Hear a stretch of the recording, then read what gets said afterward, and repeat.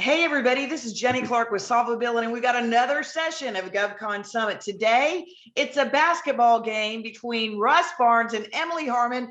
Who will win? It's hard to tell because both of them played basketball in college. Emily at the Air Force Academy, and Russ, I know you were someplace where, I'm sorry, Navy, excuse me. What about you, Russ? Where did you play? I played at Manhattan College in New York. All right. So I'm still waiting for that big showdown, but also what they're going to do in today's session is give you an idea of what it looks like to Emily, who's representing a small business or contracting officer at a government agency, having a conversation with Russ, and really kind of, you'll be able to see the thought bubbles over her head. Like, did this guy even look at what we do? Did he do his homework? And everybody that I've talked to in organizing GovCon Summit that's from agencies, I get them to be part of the matchmaking, which is going to be on Wednesday, April 28th. And they all secretly say, Jenny, can you make sure they know what we do? Because they want to help small business, but they can't help small business if a lot of the people that are showing up don't even understand it. And I'll give you an example. Diane Dempsey with BAE Systems. They do ship repair and modernization. They do some electronics. They do some Intel, things like that. So if you're doing some other services like that, she loves you, but she doesn't want to talk to you. And that's what we want to do with GovCon Summit, is put people in the right direction. So anyway, let's go ahead. Let me introduce real quickly my friend Russ Barnes. And Russ is with Sistro Solutions, a strategy guy. But he signed up to be on a little panel with Emily because what we were talking about is, how does a small business get successful in government contracting? Well, you got to learn the lingo. You got to know how to show up. You got to ask the right questions, but mainly you've got to be informed. You've got to have done your homework. And Emily has been small business director for Department of Navy, retired as an SES, which is like a 2-star admiral. And she's now in the private sector. She's got her own podcast, Onward podcast. And she's also got this great coaching program you should ask her about, called Positive Intelligence. But their goal in this session today is to show you how you should be talking to government agencies so you represent yourself, your small business, correctly and solve the problems they have. So I'm going to duck out and turn it over to Russ and Emily to take it away. Okay, so Russ is the government contractor, and I'm, contracting officer. Yes, my name is Russ Barnes, Emily, and I'm happy to be here and have this conversation with you. I'm feeling a little bit frustrated because I have this company, and it's called Intech Co. I came out of the J6 in the military, so I did a lot of command and control. I am very experienced with technology. I have a few people on my team, and I was told that coming out of the military, I would probably have the basic background to be able to get government contracts. And I know a few people here and there, but I've been trying this for 6 months now. I've been at this, and I've been bidding on contracts. I bid on, I'm registered in sam.beta, beta.sam. And it's just seems to be incredibly challenging. I have my capability statement. I was told that I need to put one of those things together.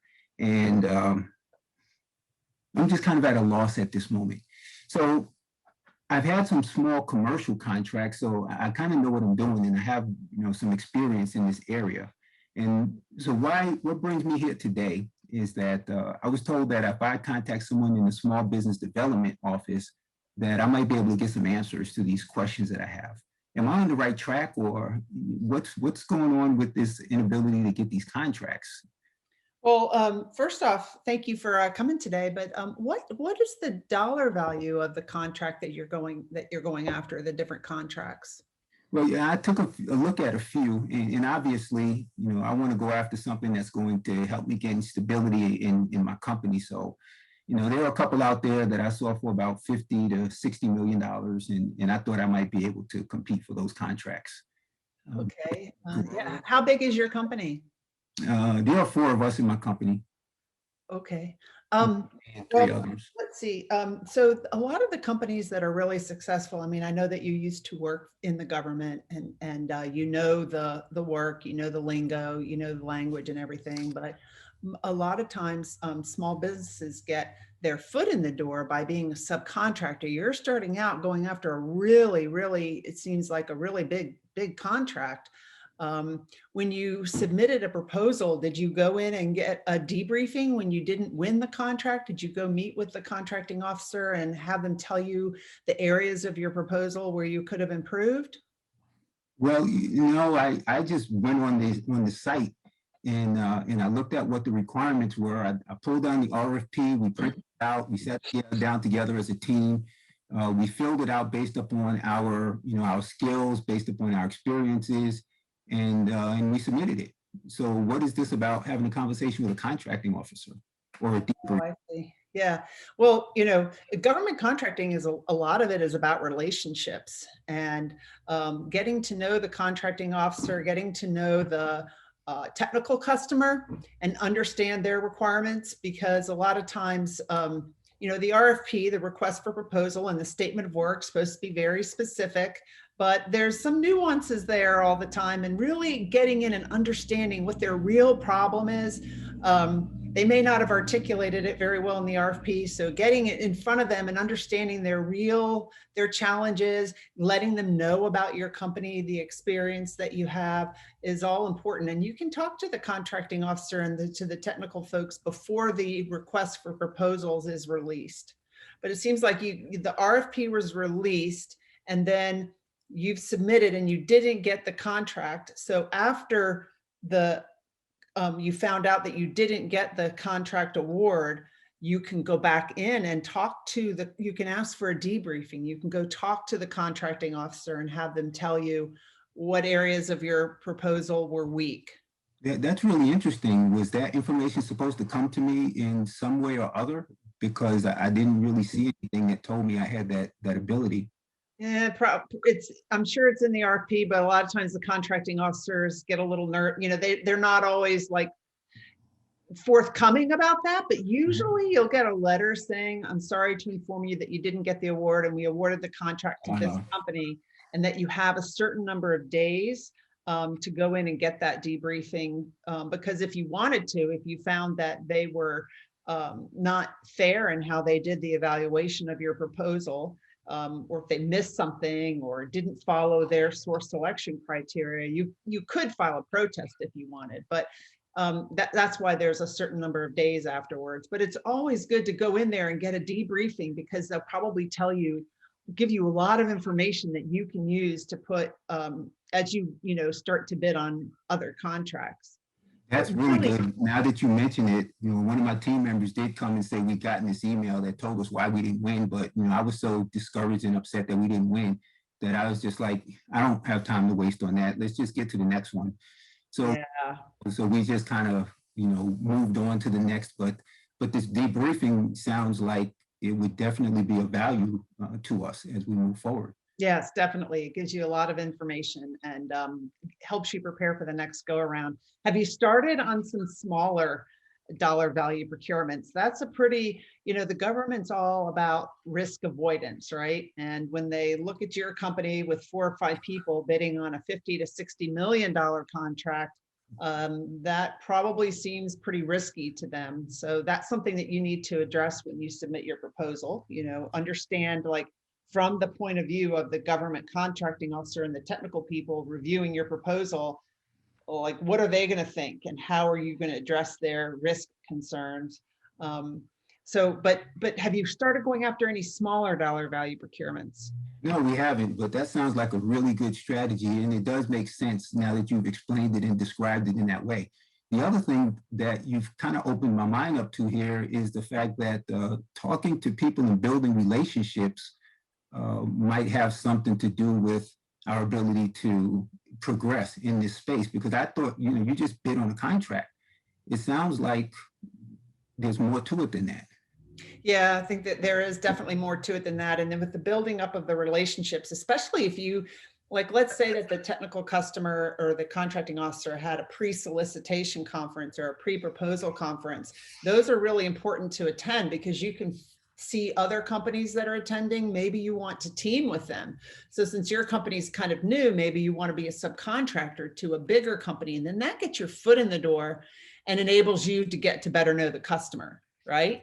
Absolutely. They Yeah. trust you, they know what it's like to work with you. They know you're going to be responsive. Now, this idea of, contacting a contracting officer, I'm assuming that there are a lot of them. How do I know which one to talk to? Do I just look at the RFP, try to find something small, see who is the contracting officer on that contract, and then, sort of build a relationship that way? That's one way. Another way is through LinkedIn. So I don't know if you have a particular target client that you're going after. That would help, or are you just going after the government? The government's huge, right? It's made up of people, it's made up of organizations. So ideally you've selected one organization that you're going to go after. And it might even be a sub-organization to that organization. For example, I used to work at the Naval Air Systems Command. There's 10 different contracting commands underneath the Naval, or not 10, there's like 5 underneath the Naval Air Systems Command. So which one of those? Are you going to go talk to somebody at China Lake or in Lakehurst? So narrowing down the exact organization you're going after will help you with targeting that contracting officer. But usually the contracting officer's name is listed in the RFP or in the sources sought request. Well, I just picked as many NAICS codes as I could because I figured that would give me the greatest number of opportunities possible. I tried to keep it within a certain, technical capability, but I just wanted to cast a broad net because I didn't want to lose out on something that might be an opportunity for me. Yeah, and I know that's something that's really challenging. I mean, I've seen that as I got to keep my contracting officer hat on, but yes. I've seen that as an entrepreneur now on this side of the house, but you really need to niche down because I think I've heard some other people talk about that. Like a company will say, well, I do IT and also construction and also trash removal, because maybe they have somebody in their organization that, has done one of those things before. But really, what is it that you are specifically focused on? That's where you need to focus. I would narrow down your niche a little bit. Okay, well, that sounds like really, really good advice. We've been burning the midnight oil, just, finding contracts, looking for contracts, searching for opportunities, and it's a lot of work, and we're a small team. So Right. work is going to be, very, very helpful for me, but there is a lot to learn. Is there somewhere that I might be able to start in getting some guidance on the types of things that I should be thinking about? Well, I definitely would recommend this book. Right. And since you're kind of new in government contracting, I think that you ought to go talk to Russ Barnes, because he's really good at developing strategies, helping companies develop their strategies. He's excellent at that. That's his focus. So I think that you should go meet with him. I think that's a great idea. That's outstanding. Technically, as a contracting officer, I can't recommend that, but just between you and me. Yes. So the other thing is, so one of the things I heard about is that I heard about this called a PTAC. Right. So yes, there's procurement technical assistance centers. There's one in every state, pretty much, and some states have more. So I would just Google that term, procurement technical assistance center, and they are partially funded by the Department of Defense, and they have people. A lot of them are retired contracting officers or small business professionals, and they can really help by reviewing your. And they're free. Most of their services are free, and they can really help by reviewing your capability statement, helping you do that market research in beta.sam to help you figure out, well, which organizations should I target? Which organizations have requests for proposal, have contracts that are going to be expiring in the next few years where something could come out. Because, if you've only been in business for 6 months, and you're just kind of flinging proposals left and right, you don't really have a strategy. So you got to get that strategy. You got to narrow down the organizations that you're going to go after, because you can't just go after all of them. You've got to really focus. Each one of them has their own language, their own acronyms, right? Mhm. So you got to really focus on who you're going after, and the Procurement Technical Assistance Center can help you with that based on what it is you're selling, and they know who buys what, and they can do that with the data analysis. Yeah, it's interesting that you bring up that thing about acronyms, because I see this CPARs and DCA, FARs, and I'm seeing all these, we're just, again, with such a small team, we're burning so much midnight oil trying to figure out what all of these things mean. And that FAR, we're supposed to master the FAR. Is that what we're supposed to do? I just can't see that happening, but I guess we have to. Well, there definitely is a lot to learn. And if you're looking to get rich quick, that's probably few and far between. I know what you want to do is serve the customer. And the best way to serve the customer is to narrow, because, if your military background is to narrow down which customer it is you want to serve, and then go after them with the best quality products that you can, and with the best response to the RFP, get to know them. And like I said, one of the ways is to get your foot in the door is through subcontracting, and getting to meet as many people that work in that organization. I know that's hard during COVID, and not all contracting officers or technical people are on LinkedIn, but there's quite a bit of information you can find out on their website. And I'm sure they'd be receptive to having a Zoom call and getting to know you. Well, you've given me some tremendous insight. I tell you, I was so incredibly frustrated with just doing all this work, we're putting in the bids, we're not winning. Sometimes it seems like, other people are not doing as much work, and they're getting, all of these, contracts that we're hearing about, and we just couldn't figure out, what the problem was. So based on what you shared with me today, the first thing I'm going to do is go over to my PTAC and sit down with those folks and let them give me a rundown on the scope of things and a better perspective on how all of this thing works and where I should start and spend my energy. The idea about becoming a sub is really tremendous to get some of that past performance that I'll need to demonstrate that I can deliver the value to the government, and to begin building those relationships. And I know that it takes a long time to build relationships, but if we just start with kind of one or two in a very narrow space, then I think we can kind of start getting that traction. And although we'd love to move fast and we'd love to grow quickly and we'd love to get those huge contracts right away, I think I have a better sense that it's going to take a little bit more than Right. I expected it would. You want to get them right away, but then you also, you've got to be able to deliver when you get them, because when a small business gets a big contract like that and they're not prepared and they don't do well, then it just puts a bad taste in everyone's mouth within the government about, well, that means all small businesses can't deliver. And that's not necessarily the case. So you really want to make sure you not only get the contract, but that you actually deliver. And one way to start building those relationships is to ask for that debriefing, because when you do that, usually the technical people are in the room that evaluated the proposal and the contracting officer. So they're all in the room together. That's kind of a good way to put, a name to a face and get to know them. Outstanding. Outstanding. So let's wrap this one up. All right. That one, I think with the last comment that you made, it can lead us into the next scenario. Okay. So we can jump into that. All right. Awesome. If you have any more comments about my presentation, and just for the audience, what we were trying to do was to present someone who is just very new to the government contracting space, doesn't really know a whole lot, has a lot of questions, has put in all the work, is doing everything that he or she thinks is necessary to win these contracts and isn't winning them. And we want to do that without sounding like we're just completely clueless, but to bring the variety of things that you can do and that you would do. And I'm sure that there are many of you who are listening in who might have gone through that and experienced that and learned the hard way.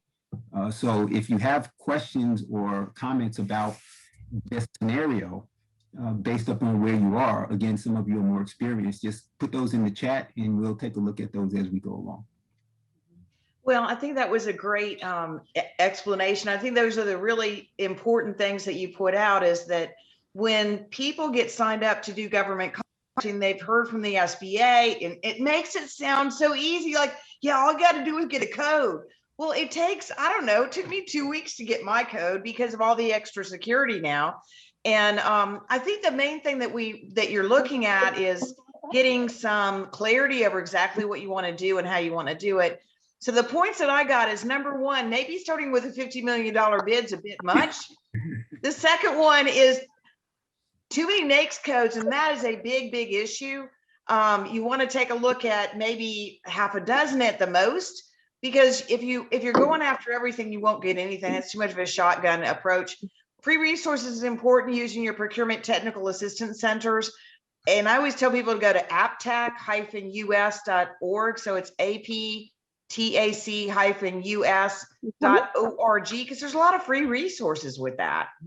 And but I think your session was great.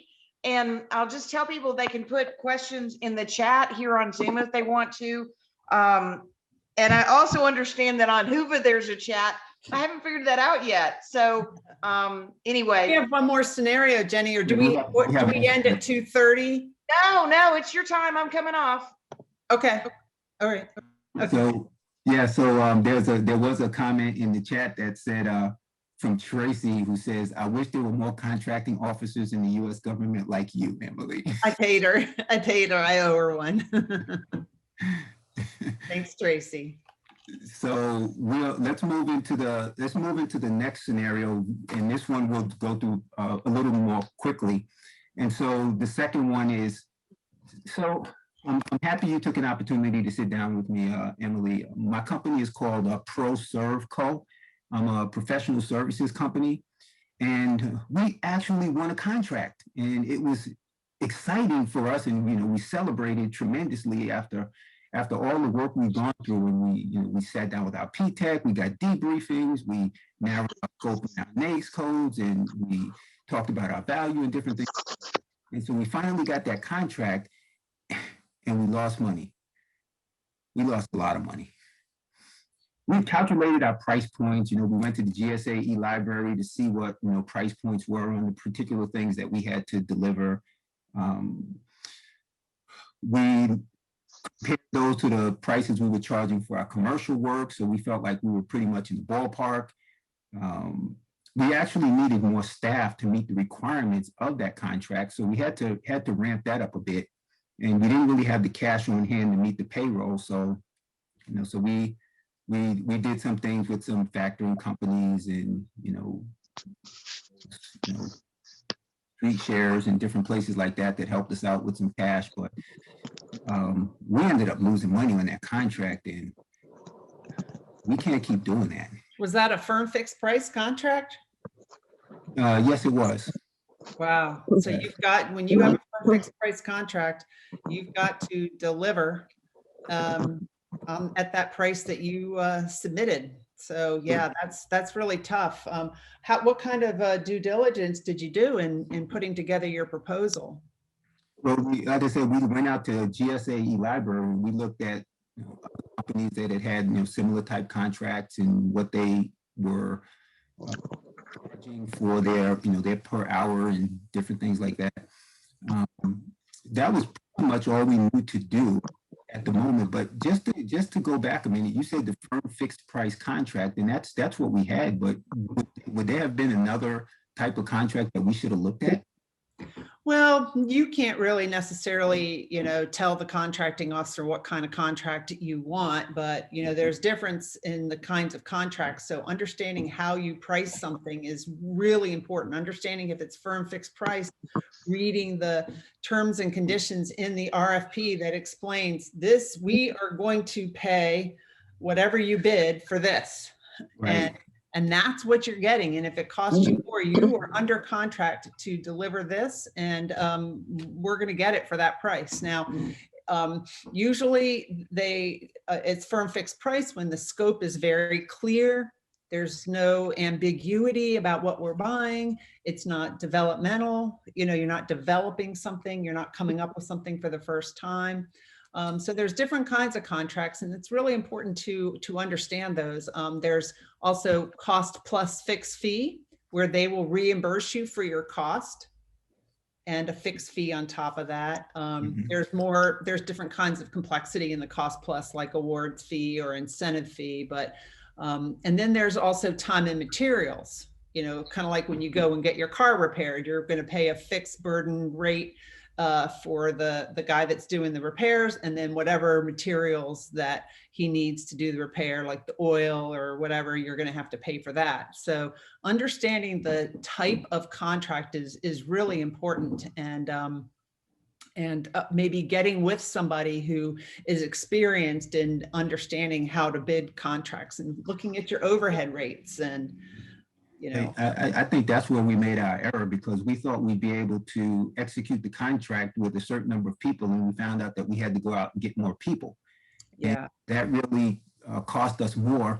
There aren't any, and I was just thinking maybe we should go talk to Solvability. But right. There are no recourses when I have to go out and find more people. It's just it is what it is, and the firm's fixed. In a firm fixed price contract, it is what it is. Now, look, if you are going to get to the point where you can absolutely not deliver on that contract, and the government's not going to get what they paid for, you definitely need to go in and have a conversation with the contracting officer. They might need, depending on how it was awarded, if it was sole source to you, they went right to you and that you didn't compete for it, they might renegotiate the contract. But if it was competition and you won because you were like the best value, the lowest price, technically acceptable, and you won it, you're pretty much stuck with that, and you've got to deliver. And what you could end up with is, the government could terminate it for default for your inability to deliver. So doing whatever you can to deliver, and then, if you can pull the money and get a loan, something like that to make up the difference is. Yeah. Well, I don't want that to happen. But this comes back again to the relationships and being able to have a conversation with someone and provide us with options that might be available. And I guess at the end of the day, for us, we will deliver on this contract and make it the best we can, because at least we'll get out of it some good past performance Right. we can use when we bid on our next contract. So we'll take the hit. I appreciate you taking the time to sit down with me and explain some of the things that we just weren't aware of.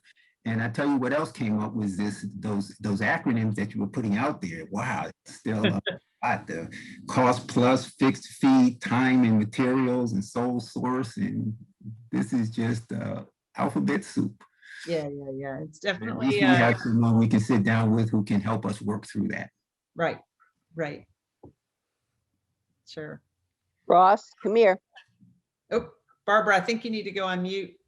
So I told her to ask some questions. Hey, Barbara. Well, so Barbara Stankowski's on the line, but she might not have seen the thing. I think what's really important about what you're talking about with everything, Russ and Emily, is doing some homework. And I think as a business owner, I was always like, well, I don't really have time to do homework. But yeah, well, look what not doing homework got Russ. Now he doesn't have time. Yeah. Now I'm coming out of pocket to pay for getting work from the government.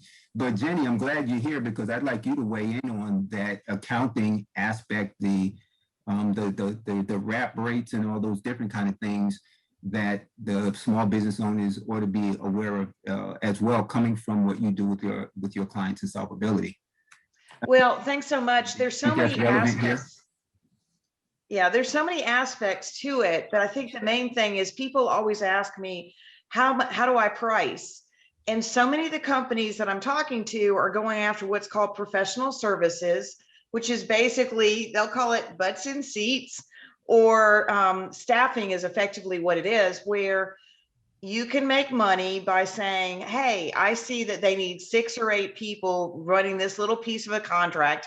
I can get on a team and that would be my piece. And as long as I can run the company and mark up those people a little bit, I can make money, just like a staffing agency would be if I opened a temporary services agency. Well, that sounds really simple until you start bringing in the government contracting side, because you'll frequently have to get the resumes approved. So from a pricing standpoint, people always say, well, what should I charge? Well, you need to charge, this is Jenny's rule of thumb. If you're starting out, at least charge 1.5 times their pay rate. So if somebody makes 40 bucks an hour, 1.5 times that, I think is 60. Because you've got to have about 50% markup on it, because almost there's 10% of that is payroll taxes, 10% of it is usually leave, like vacation, sick, and holiday. And the other 10% might be up to 30% as your group benefits. But when you're small, you don't have 401k, you don't have health insurance, you don't have any of those things. And then the other part about it is it's so tough for people to get from that point where they're working on the business to in the business. And Russ, you've talked to me a lot about that whole thing about getting strategic about it. And so could you kind of tell people a little bit about that, about how do you get it so that you don't have a business if you're just doing consulting yourself? You have a business if you set up the systems and the processes and have a plan to grow, right? Right. So I'm going to hit this briefly. So strategy for me is just the definition of how do you get from where you are to where you want to be. So defining where you want to be is critically important. And in the government space, you can say, you know, I want to work up to the point where I do win a $50 million contract. But then you have to look at where you are presently and say, and you can look at those $50 million contracts and they can give you sort of a roadmap from where you are to where you want to be, because they'll give you some requirements and you can put those requirements on, you know, some type of a milestone map and say, okay, in order to get there, we have to have this, this, this, this, and this. And then you just walk your way down that path. What strategy does from that perspective, and what it is actually strategy development, is then that it gives you the patience to work on those things that you can work on, to control the controllable, to pay attention to the things that you know you can pay attention to, and most importantly, to ask the right questions. So that's, you know, one way to look at your approach, which makes you very intentional. You know, now you're not just throwing things at the wall and trying to see what sticks, but you are saying, okay, I need to do these things, and you're bringing people in who can help you. And when you go to the PTAC and you talk to the, you know, contracting officers, you can begin to ask them the right questions going down that path. But I also wanted to make this, for those of you who have not read or received or have a copy of the book, Jenny in the book talks about a lot of things in this area, and she talks about left coast, right coast, in those whole scenarios. So I would highly recommend reading that chapter, because I found it incredibly fascinating and interesting. And I have a lot of questions for Jenny after reading that.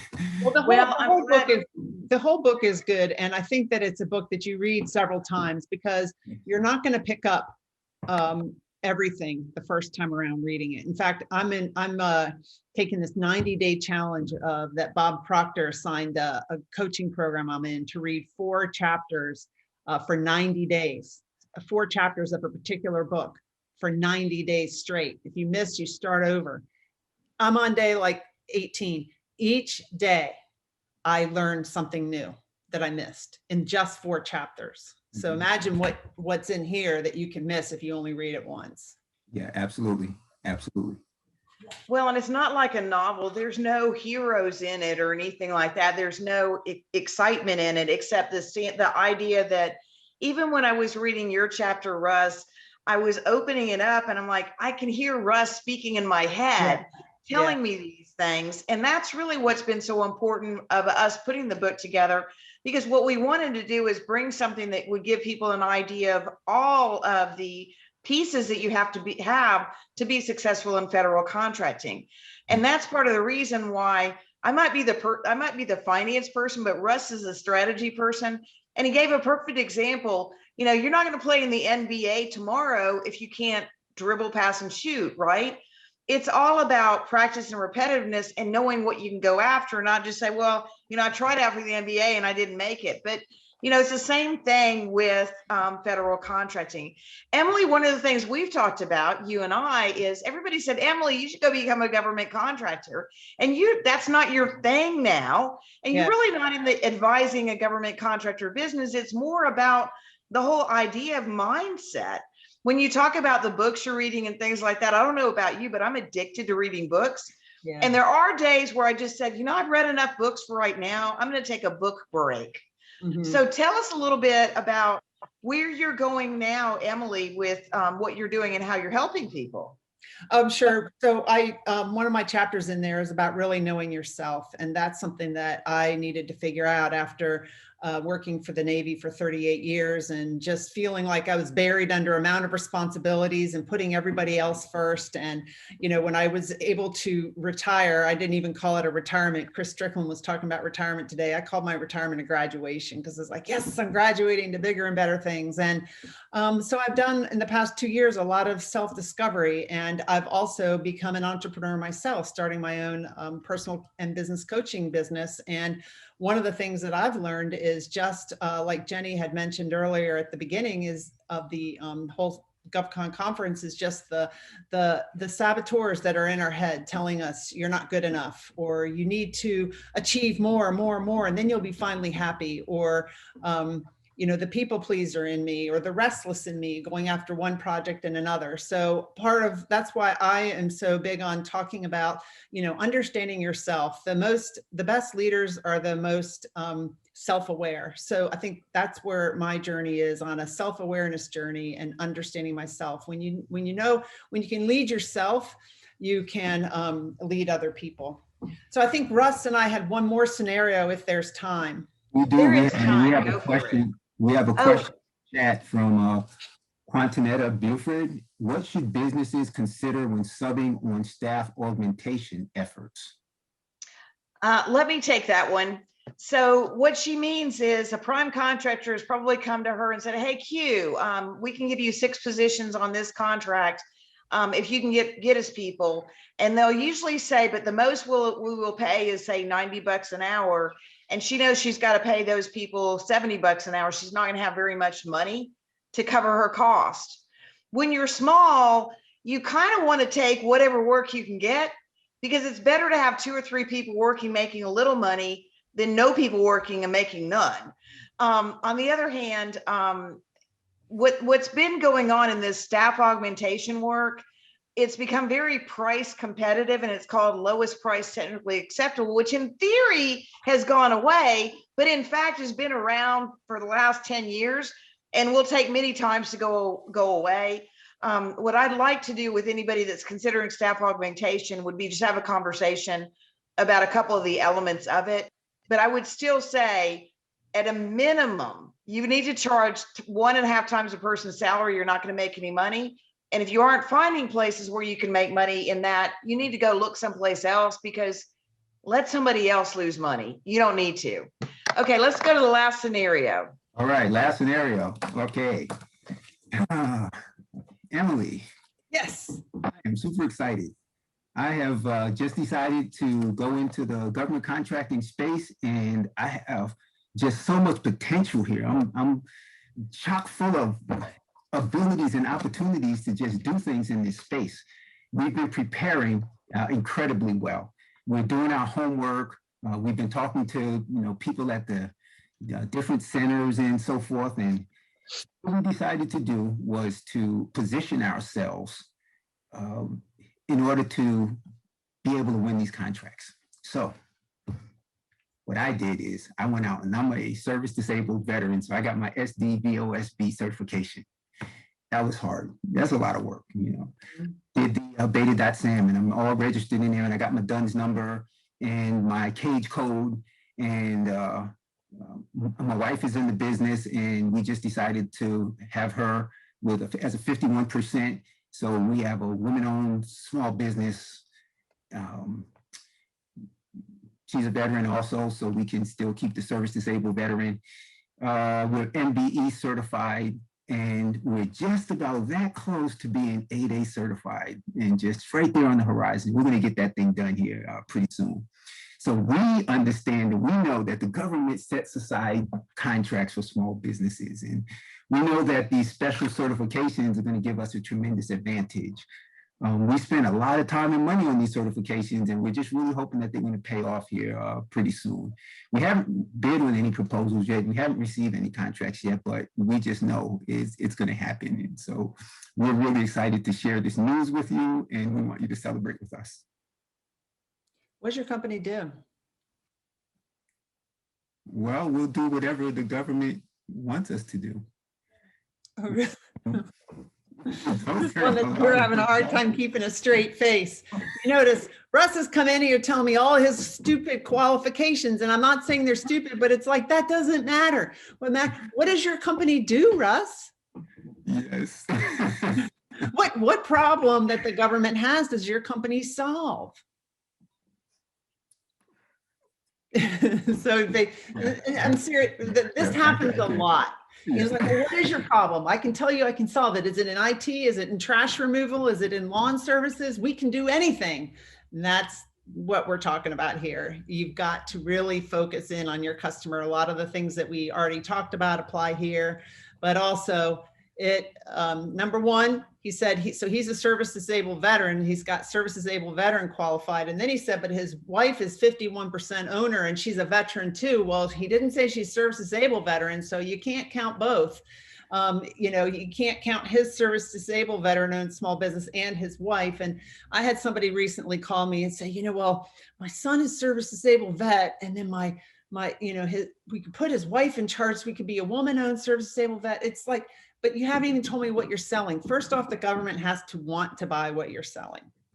And then those qualifications make me think, oh, service disabled veteran owned, there's some special laws, and ways that I can get to a service disabled veteran owned small business, easier than I could just a small business. So knowing those qualifications helps, but the government employees, most of them are not out there saying, I've got to meet a small business goal, so let me just go find a small business. No, they're saying, my customer has this challenge and I've got to find a company that can solve the problem.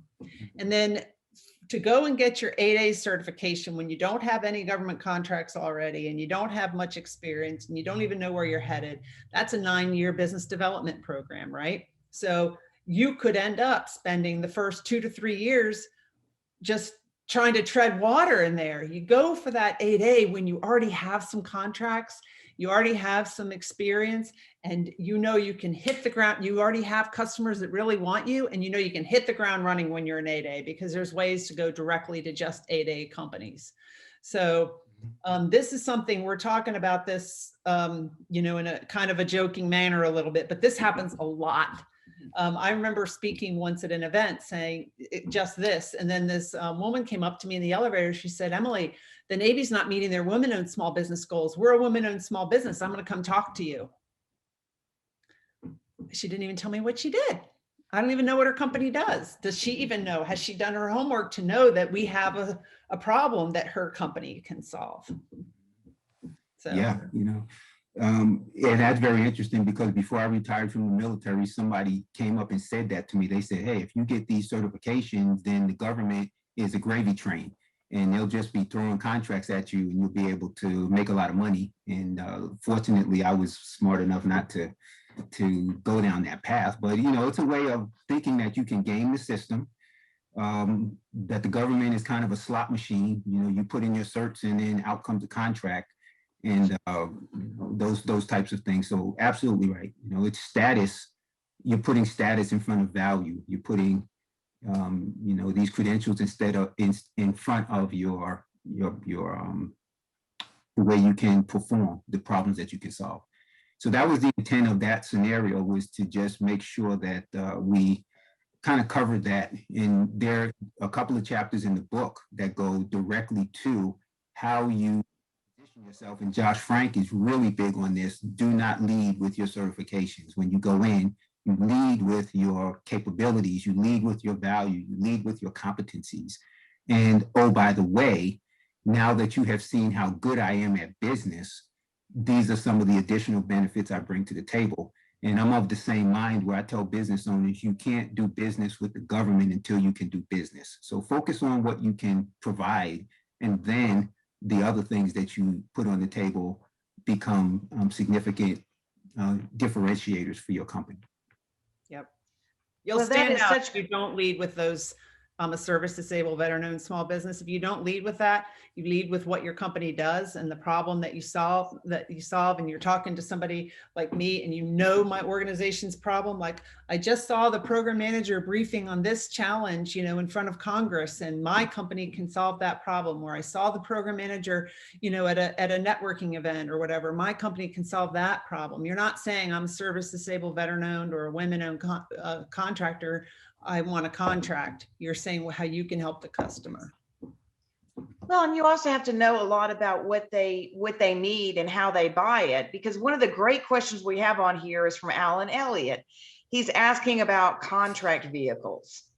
Now, contract vehicles can mean different things. Sometimes a contract vehicle just means that you got a 5-year contract that was awarded because you competed, or it was a set aside, whichever way it happened. That's considered a contract vehicle. But what people are generally talking about when they say contract vehicle is there are certain things that that agencies buy under a GSA contract, or they buy. There's 2 big ones that are coming on right now. There's one called CIOSP4, and there's another one called Polaris. And I don't even know which agencies that are coming out with this, but I know they have something to do with IT, because people are calling me up and saying, hey, Jenny, I'm going to get on this contract. They're going to have multiple awardees, which means one $100 million contract could have 18 companies win the award. Well, guess what? An award doesn't mean you got any work. They call it indefinite delivery, indefinite quantity, which means you might not ever get any work. What they've really done is pre-qualified a group of companies as eligible to get this. So what we're finding is these are supposed to be ways that the government is streamlining, but in my opinion, and others as well, if you're a small business and you can't get on those, you're going to be locked out. The other thing that's happening is they're putting requirements on small business by these contract vehicles that you can't compete because you've got so many credentials you've got to get. The best source of information about these contract vehicles that I have found is to go to GSA. GSA has a list of what they call BIC, or best in class vehicles. And there's a number of them, but the government's definitely moving toward that. They've got other initiatives called category management. And what they're really trying to do is restrict the number of companies that can bid. And they say because we have to, but at the same time, when you're a small business in federal contracting, you got to figure out where you can really do well. Most of the time, what I see the pattern being is companies will form around particular agencies or commands or military-based locations. And that way they'll have groups of people they can see on a regular basis, have conversations and build relationships and learn about it. Because you want to, we've got matchmaking on Wednesday, and each one of the agencies that is coming has provided me with a forecast and information, because they have regular briefings that they are giving that'll tell them what to do. So if you're going to FedBizOps or SAM.gov, whatever you're doing, you may need to first do some research and find out, oh my gosh, Emily, tell me what they do at Pax River again. But if you show up in Emily's office and you ask her that question, she should knock you out, but she can't. She's too polite. Jenny, Emily, any other comments on that? A lot of people will say, well, does the government buy off of GSA? Okay, who's the government? You've got to really understand your customer, because every potential customer buys differently. You know, you can even ask that question, does the Naval Air Systems Command use GSA? It depends. So and that data from beta.sam can help you there, but and going to a PTAC can help you. But you've got to figure out how the organization that you want to serve, how they buy what you sell, because it depends on what you sell. How do they buy that? Do they typically buy it off of a GSA contract? Do they have their own multiple award contracts? Do they use one of the best in class contracts? So that's part of figuring that out. And after you've looked at the command's long range acquisition forecast and looked at their website, and believe me, a lot of people don't even look at the website.